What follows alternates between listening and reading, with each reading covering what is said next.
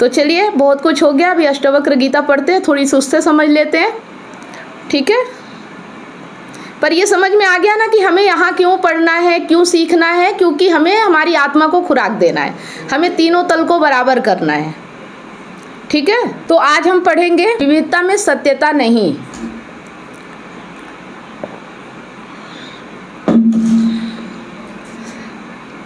विविधता मतलब कि अलग अलग भिन्न भिन्न चीज़ें जो हम बाहर देखते हैं उसमें सत्य नहीं है, ठीक है। बाहर जो हमें विविधता दिखती है या अलगाव दिखता है उसमें सत्य नहीं होता है, ठीक है। जैसे विचार करने पर पता चलता है कि कपड़ा रेशा मात्र ही है, वैसे ही यह संपूर्ण संसार जो इतनी विविधताएं लिए हुए है कि केंद्र में आत्मा ही है, ठीक है। मतलब अगर आप एक कपड़े को देखो तो वैसे तो कपड़ा दिखता है लेकिन अगर विचार करो तो पता चलता है कि इसमें रेशा मात्र है, रेसे रेसे हैं, है ना। उसी तरह से यह जो पूरा संपूर्ण संसार है जो इतनी विविधताएं लिए हुए हैं, जो इतनी तरह के दिखता है, उसमें सिर्फ आत्मा ही है। जैसे कपड़े अलग अलग तरह के होते हैं, उनका रंग अलग होता है, सब कुछ अलग होता है, लेकिन है तो एक रेशा मात्र ही ना।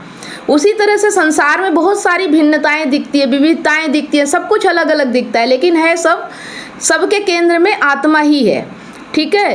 आत्मा मतलब जो हमने बताया कि सत्य है, आत्मा है, ब्रह्म है, ये सब तो तंतु मात्र ही है, जो पट है पूरा, कपड़ा रेशा मात्र है, फाइबर मात्र है। और विचार नहीं करोगे, स्थूल इंद्रियां जैसा दिखाती हैं वैसा देखोगे तो कपड़ा अपने आप में एक इकाई के रूप में, एक अविभाज्य स्वतंत्र सत्ता के रूप में प्रतीत होता है। लेकिन जो विचारक होता है, जो पास जाकर अन्वेषण करता है, वह देखता है कि रंग अलग हो सकते हैं, आकार अलग हो सकते हैं, मोटाई लंबाई चौड़ाई है, सब भिन्न होते रहते हैं, नाम भी अलग हो सकते हैं, अलग अलग प्रकार के वस्त्रों के, कपड़ों के, लेकिन सब में जो मूल इकाई है जो सृजन करती है वह एक ही है, तंतु मतलब रेशा, ठीक है।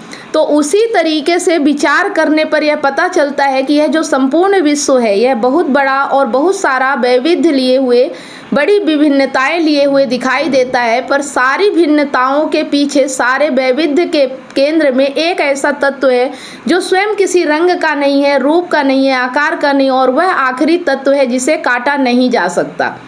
सिर्फ उदाहरण के लिए कह रहा हूँ, ठीक वैसे जैसे 50 साल तक यह धारणा पर्याप्त भी थी और उपयोगी भी थी कि जितना भी भौतिक जगत है, जितना भी पदार्थ है, उस सब की जो निर्मात्री इकाई है, जो उसकी बिल्डिंग यूनिट है, वह एटम है।